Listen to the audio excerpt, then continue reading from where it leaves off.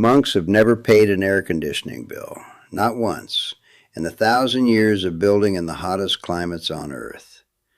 And the system underneath those monastery walls, the one the HVAC industry quietly stopped teaching in 1950, can drop your home's temperature without a compressor, a contractor, or a kilowatt. The Amish still build with it.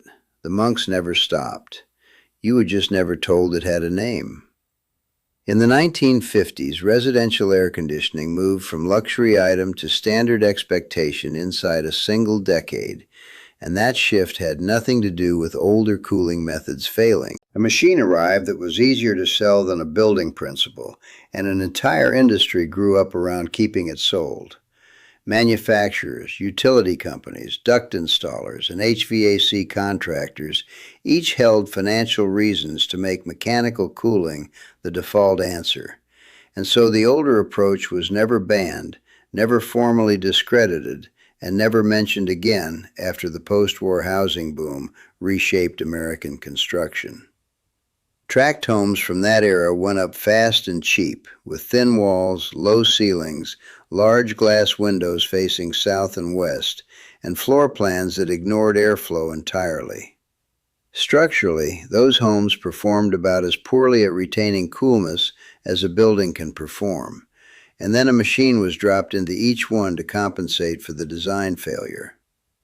Monasteries were never rebuilt that way. Their thick walls, deliberate window placement, and shaded interior courtyards remained intact, not because of poverty or resistance to change, but because the system embedded in those buildings had never stopped doing its job.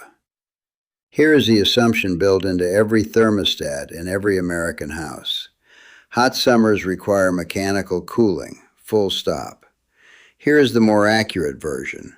A body registers comfort when the surrounding air stays stable, when radiant heat from nearby surfaces stays low, and when moisture evaporates freely from the skin. None of those three conditions require a compressor to achieve. Monastery architecture addressed all three through geometry and materials, and the first mechanism was thermal mass. Dense stone, brick, rammed earth, and thick adobe absorb heat slowly through the day and release it slowly after dark, which means the wall never lets the outdoor temperature spike pass through instantly. The delay runs to several hours, and that delay is the entire game. Convective airflow handled the second condition, operating on the straightforward physics that hot air rises.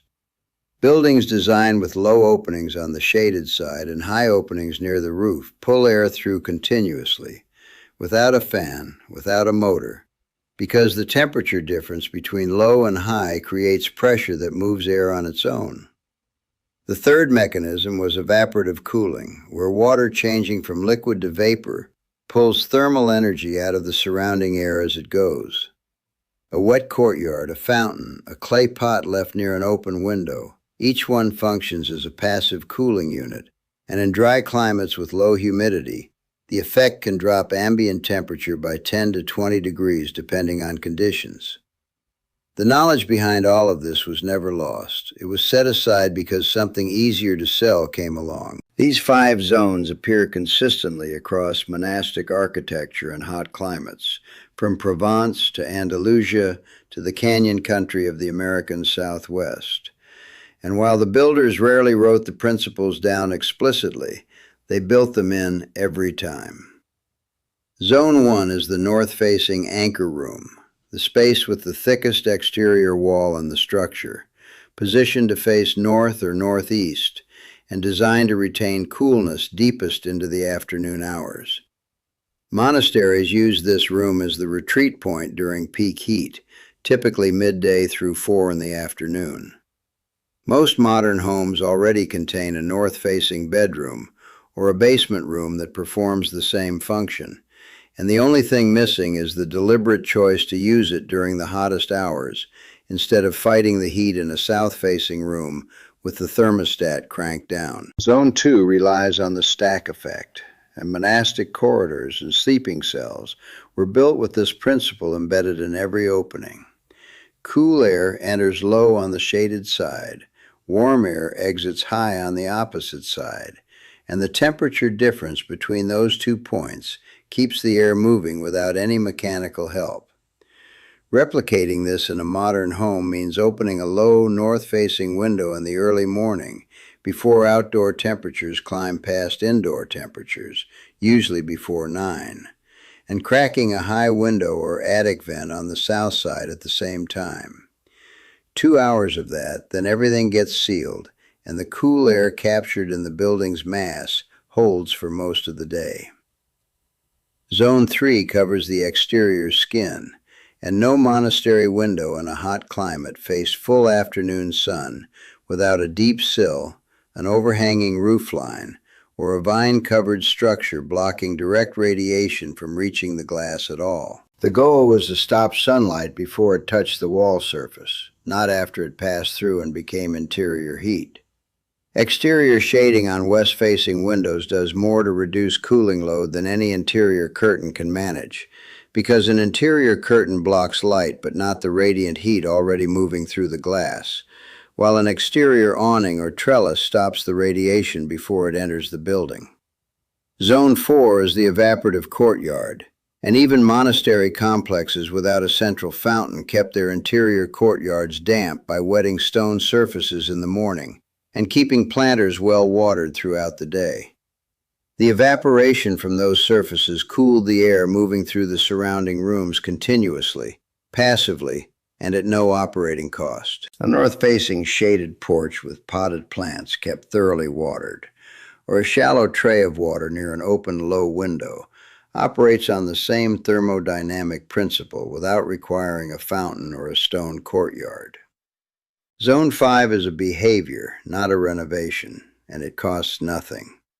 Monasteries in warm climates consistently followed the practice of opening every available window and vent as soon as outdoor air dropped below indoor temperature after sunset, flushing the building with cool night air for several hours, then sealing everything again before dawn. The walls, which spent the day absorbing incoming heat, spent the night releasing it outward, and by morning the thermal mass had reset to hold against the next day's heat. One consistent rule, applied every night during warm months, changes the thermal baseline of a well-built home across an entire summer. None of this replaces mechanical cooling in every climate and every building type. A third-floor apartment in a glass tower faces physics that passive principles cannot fully solve from inside. And August in Houston presents humidity conditions that shift the math considerably. But the question worth sitting with is how much of what your system is currently cooling never needed mechanical cooling in the first place, and how many rooms in your home stay naturally comfortable while you ignore them because it is simpler to set one thermostat and walk away. Here is where to start, and none of these steps cost anything. Walk through your home before 10 in the morning and identify the coolest room. Note which direction its largest wall faces, and on hot days, move your activity into that space between noon and 4 in the afternoon. A room you are not occupying does not need to be cooled. Test the stack effect this week by opening a low window on the shaded north side of the house and cracking a high window or attic hatch on the south side at the same time, leaving both open for 2 hours in the morning and then closing everything. Compare the indoor temperature that afternoon to a day when you did not run the test. Put exterior shading on your west-facing windows before next summer arrives, which does not require a contractor or a renovation budget. A tension rod with an outdoor fabric panel, a bamboo shade mounted above the window frame, or a trellis with a fast-growing annual vine all stop radiant heat before it enters the glass. Wet down your north or east-facing porch or patio surface in the morning, and keep any outdoor plants in that area thoroughly watered. Evaporation is pulling heat from the air around your home whether you direct it or not, and directing it toward open, low windows during the hottest hours makes it work for you. Set one household rule for this summer. When outdoor temperature drops below indoor temperature at night, Open the house fully for at least 2 hours before bed, and close it again before the outdoor air starts warming in the morning. This single habit, practiced consistently through the season, shifts how a well-built home handles heat from the inside out. The pattern underneath all of this runs the same way every time. A system that depended on knowledge got replaced by a system that only required payment, and the knowledge faded because no one held a financial reason to preserve it, while manufacturers held every reason to keep selling the machine. Competence got traded for convenience, and the transaction went unnoticed in most households. Dismantling your central air unit is not the point here.